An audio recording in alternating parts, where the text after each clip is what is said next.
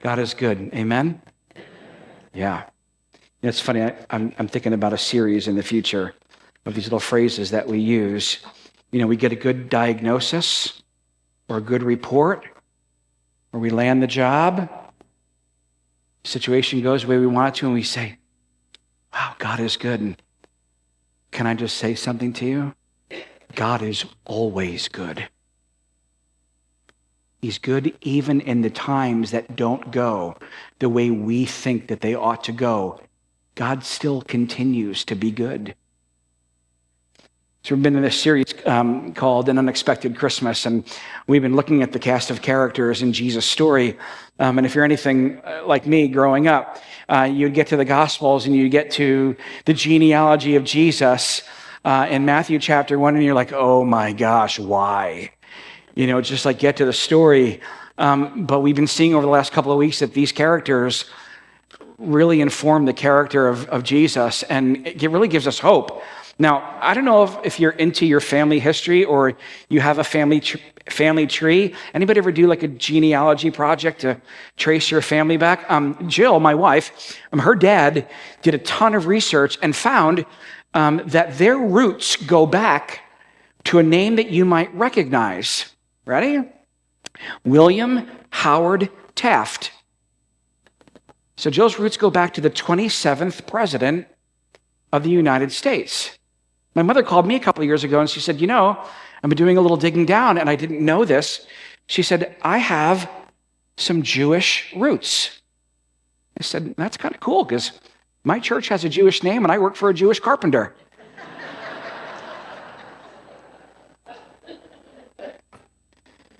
People go digging in their past. Normally, they're looking for a good connection, right? Like we want to look back and go, wow, did you know I was related to so-and-so who's a famous person? And we usually want to associate ourselves with people that we can be proud to associate ourselves with. Like nobody wakes up and goes, man, I'm a distant relative of Jeffrey Dahmer. You don't want to do that. And in Matthew, in the New Testament, Matthew does a little bit of digging around in order to provide you and I with Jesus' family tree. And it was not by accident that he did this. And I think hopefully, if you've been hanging around for a little while, if this is your first time here, this genealogy will take life for you when we kind of dig down on the characters at the table. There's some famous names in there when you look. You have the name Abraham. God said to him, you're going to be the father of many nations. Then you have Isaac, the son that he waited for. And then there's some surprises as well, like Tamar and other people where you go, whoa, what are they doing there? And in fact, there's people in that story that you would not include if you were just making this up. So people say, this is all just, it's allegory, it's a story, somebody made it up. No. If you want to make up a story and convince people that story is real, there are names you're not going to put in there, because they don't validate the story. Instead, what we're going to see today is that Matthew goes out of his way to let everybody know who the shadowy, kind of sketchy characters were in Jesus' father's lineage. Why in the world would Matthew highlight broken, sinful people? Maybe because that's the point. Listen to what it says. This is the genealogy of Jesus, the Messiah, the son of David, the son of Abraham. Abraham was the father of Isaac, Isaac the father of Jacob, Jacob the father of Judah and his brothers, Judah the father of Perez and Zerah, whose mother was Tamar, Perez the father of Hezron, Hezron the father of Ram, Ram the father of Amminadab, Amminadab the father of Nahshon, Nahshon the father of Salmon, Salmon the father of Boaz, whose mother was Rahab. This is the second time he pauses to point out who someone's mother was. And both times he should have just skipped it and kept going. Because she has a title, a label, if you will. And throughout history, people have had titles associated with their names. People like John the Baptist, John the Beloved, Jesus the Christ, Uriah the Hittite. And then those things have continued on for generations. In fact, finish these for me. Ready? Alexander the, Attila the, Conan the, Buffy the, and Winnie the. You all just said poo in church. I'm done. We're good. Now look, these are usually good things, but throughout Scripture, Rahab has a very unflattering title. She's called Rahab the harlot. And if you don't know what the word harlot means, it's the same word that we have for prostitute. And yet, she is pivotal in the story of Jesus. In fact, she becomes a believer, and really, we ought to change her name from Rahab the harlot to Rahab the helper, as you're going to see in this story today. And by the way, with all the choices of people that God could use, he uses her. She's not even Jewish. And yet she's going to play a pivotal role in God's people getting to where God promises them that they're going to go. And we look at this, and if you know anything about Old Testament law, it is not complimentary of prostitutes. In fact, it's brutal in their response. So even to see that in there, we kind of go, God, why her? It's hard to reconcile her inclusion in the whole story. Yet, it begs some questions of you and I. Don't raise your hand.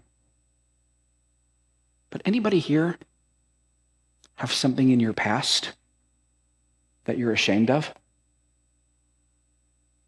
Anybody here have something going on in your present that you wish was different? Anybody have a habit that you just can't shake? I have good news for you.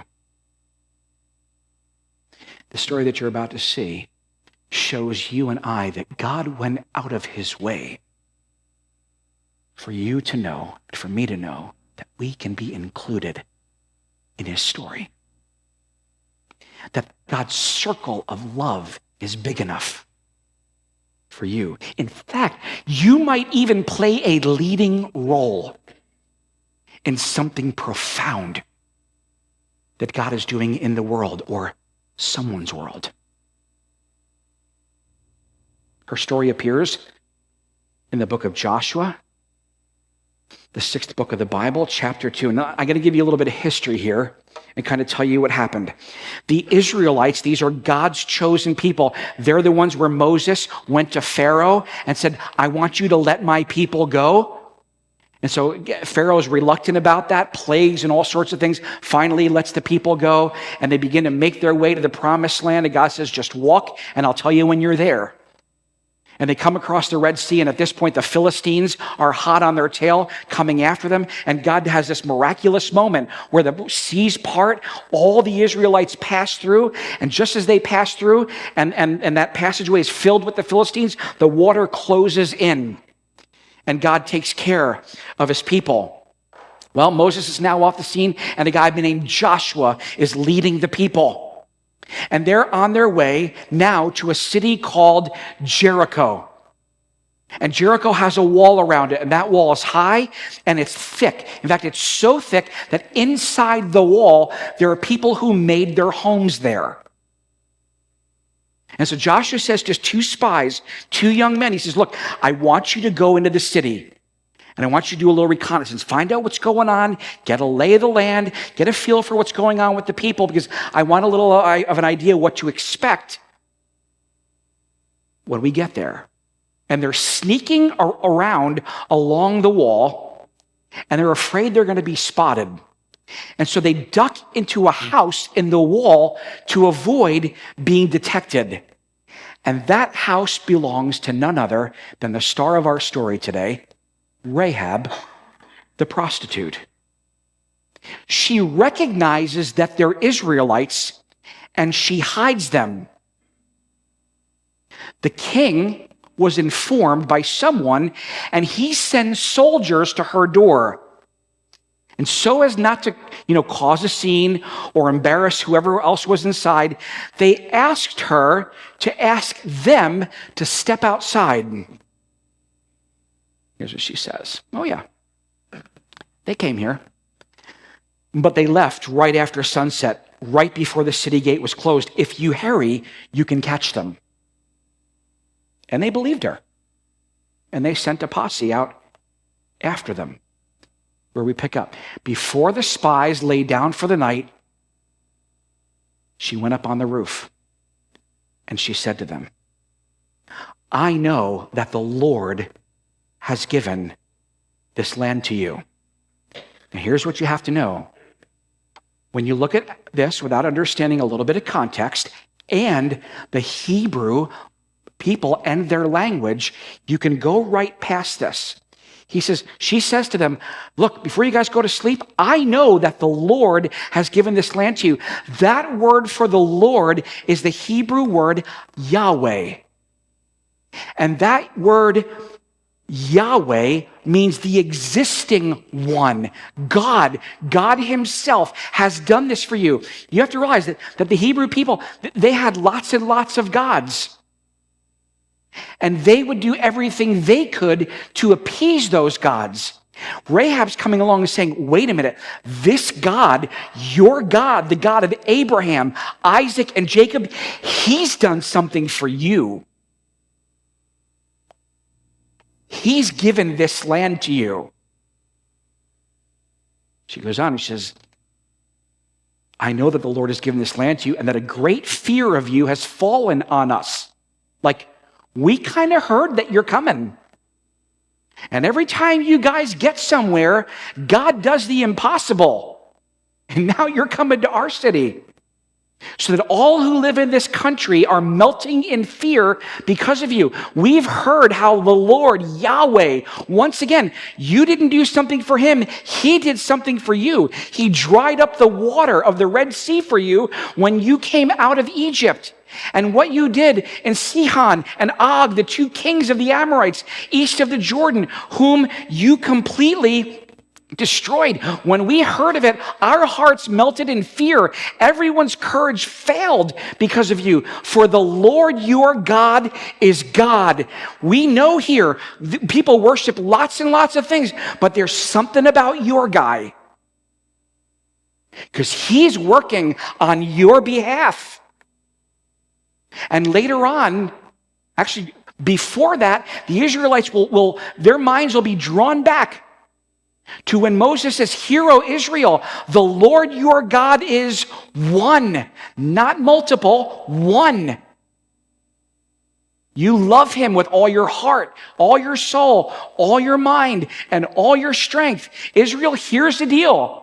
Throughout your history and long after you, people are going to come along with all sorts of spirituality and ways they think that they can get to God. And at some point, they're even going to think they're little gods themselves. Don't you forget, your God is Yahweh, who has worked on your behalf. There is no other like him. There is one God, and he's the one you ought to worship.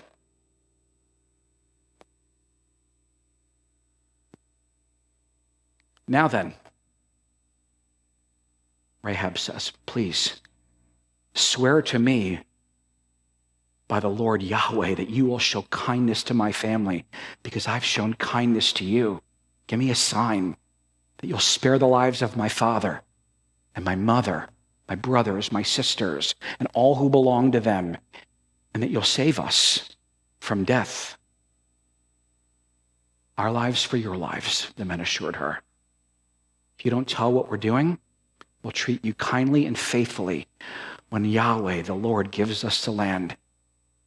So she let them down by a rope through the window, for the house she lived in was part of the law. Notice she didn't say, forgive me. Sorry for everything I've done. Put me through some classes. Look, I believe you guys are who you say you are, and I believe that your God is about to do something, and I'll help you in any way I can. Would you consider sparing me and sparing my family. Israel crosses the Jordan, and they come marching to this city called Jericho. And when they arrive, God gives Joshua unusual instructions. He says to him, here's what I want you to do. I want you to march around the city one time for 6 days. Now just imagine. Just imagine. You are all the inhabitants of Jericho. You're peeking over the wall. And your anxiety is going higher and higher and higher and higher because here they are. They're here. And they're marching around. On the seventh day, they marched 7 times, and the walls of Jericho came tumbling down. And in the midst of God's judgment on a city that had generations of time to turn to him and refused, here in the midst of death and chaos and fear and bloodshed, God reaches down right in the middle of it. And of all the lives that he can spare, he spares the life of a prostitute and her family.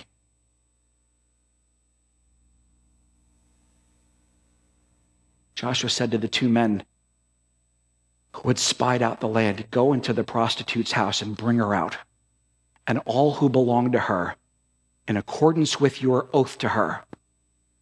So the young men who had done the spying went in and brought out Rahab, her father, her mother, her brothers and sisters, and all who belonged to her. They brought out her entire family and put them in a place outside the camp of Israel.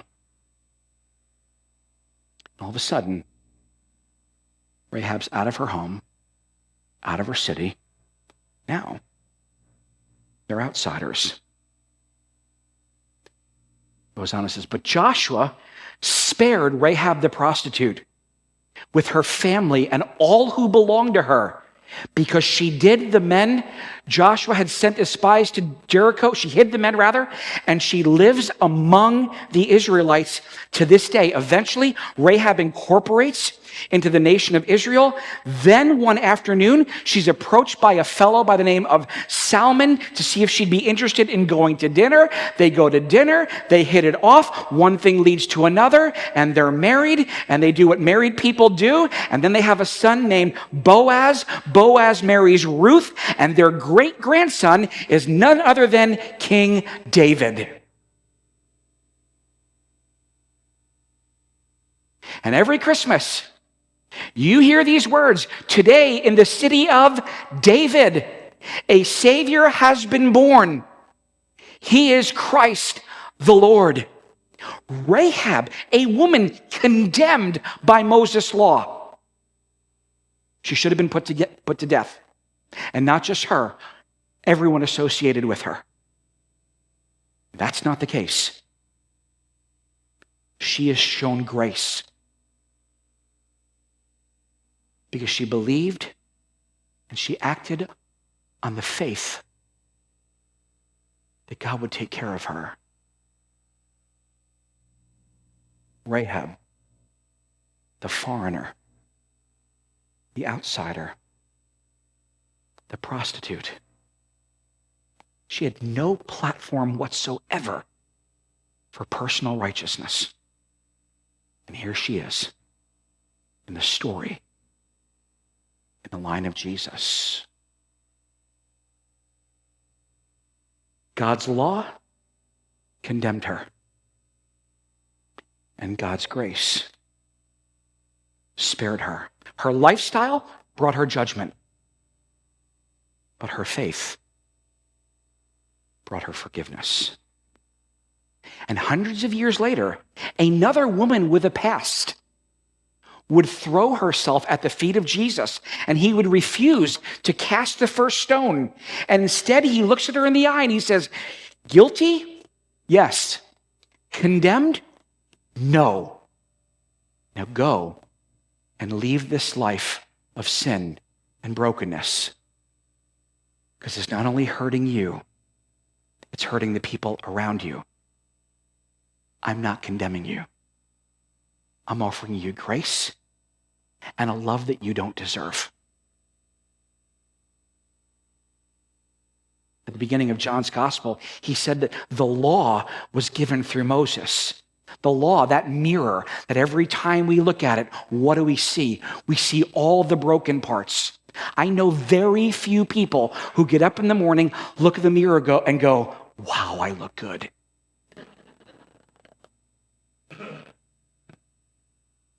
But I know a lot of us, including myself, that look in the mirror and we don't always like what we see. That was given through Moses. But grace and the truth of who we are and whose we are, that comes through Christ. And that's a message of love and mercy and grace and forgiveness. So in that story of Jesus' life and his genealogy, Rahab's there because your story could reflect the story of Matthew's gospel as well. I mean, think about it. If the truth were known about me and you, the things we wish no one would ever see, we might have a label too. Dan the coveter, Jane the greedy, Gary the glutton, Grace the grudge holder, Larry the luster, Sherry the cheater, James the unfaithful. By the way, if any of your names are in here, I was not thinking about you in this, okay? Sam the swindler, Jane the judger, Adam the addict, Barry the abuser, Gene the jealous, Maximus the merciful. What kind of personal righteousness can you come to God with? I didn't know better. I tried hard. I'm not as bad as some people know. That's not going to do it. See, the message of Matthew and the message of the genealogy and the message of Jesus and the point of Christmas is this: I am the God who saves sinners while they're still sinners, not after they've cleaned themselves up. That ought to be good news for you. That even while you and I were still broken and separated and far from God, he died for you. And he loves you. And I am the God whose holiness does not get in the way of my mercy and whose righteousness does not negate my grace. When God is leading, he's always leading with his mercy and his grace. And when you and I look at who we are and whose we are in the light of what God has done for us in spite of us, that drives us to holiness. To say, God, I want you to make the broken parts whole. And I want you to make the parts that hurt me and hurt the people around me, I want you to make them whole. Because in your holiness and your awesomeness, you looked down at my life and you responded with mercy and with grace. And here's the thing. While your past and your present sin and your brokenness might drive you further from God, it does not drive him further from you. And let me just tell you a little secret. You cannot outrun God. Here's the message of Christmas. God has drawn near to those who have drawn away, who said, you don't know what I've done. You don't know my labels. You don't know the things I've hidden that I hope nobody ever sees. You don't know about my past, Dan. You don't know about my present. You don't know about the things I'm afraid of, the things I hope never come to light, the things I think about other people and the way I judge them or the way I do this. Or you don't know any of that. That's right. You're right. I don't. But God does, and he draws near to those who've drawn away and those who've been drawn away. That's why we call him Emmanuel, God with us.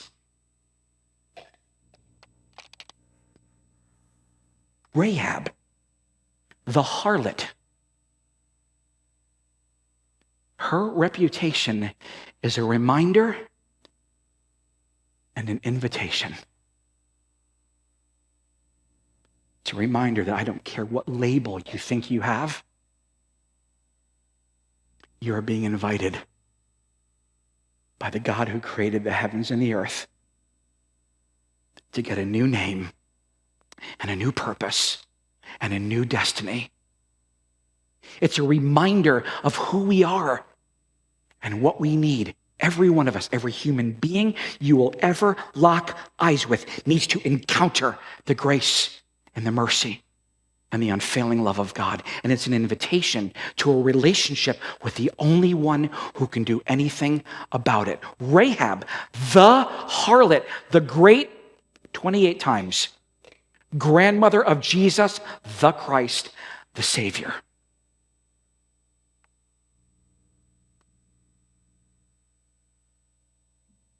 And if the truth were known, and you would have a label, a nickname, how many of you, like me, are sure glad you don't? If you've assumed that your label was an obstacle to God loving you, if you've been hesitant to lean into God because you assumed you'd have to come based on your own righteousness or rightness or getting it right or doing it well, maybe recently you've come to the conclusion that your label is not so much an obstacle as it is an opportunity for you to experience God's forgiveness and God's grace. And perhaps you're ready to say, God, I'm ready to quit using my label as an excuse, and I'm ready to move in your direction because I know you've already moved in mine. That's the beauty of our faith. We think we come to God. God comes to us. And the light comes on. God says, all that running you were doing, I had no problem keeping up. I'm here to tell you, you can get a new name. Apple of my eye. My son, my daughter, my child. Forgiven, chosen, set apart, one whom I take great delight in, beautiful.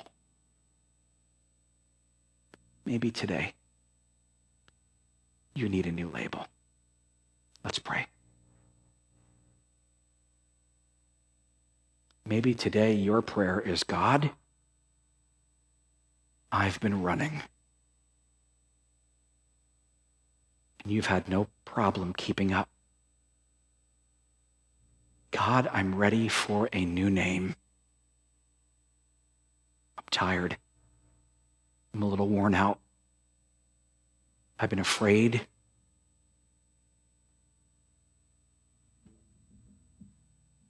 Today, my life is in your hands. Thank you for loving me. Thank you for loving me when I didn't feel all that lovable. When the brokenness of life has not just hurt me, but it's hurt the people around me. Thank you for never stopping the pursuit of me, God. My life is in your hands. You've been waiting for me all this time, and here I am. My life is yours. So God, today, I'll come to this table to taste and to see that you're good, that your mercy endures from generation to generation, that your love for me is unfailing. And as I live in the realities of that, help me love my spouse out of the love you have for me. Help me to love my children out of the love you have for me. Help me to perhaps look at a situation where I didn't think forgiveness was possible and to forgive because you have forgiven me. And those areas of my life, God, that just seem so far gone. Perhaps today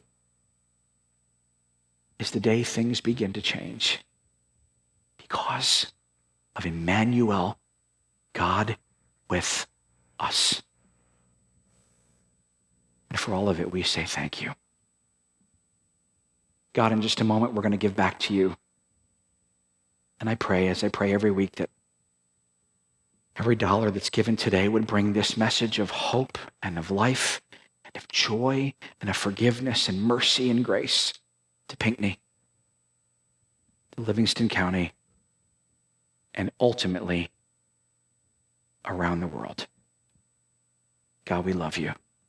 In Jesus' name, amen.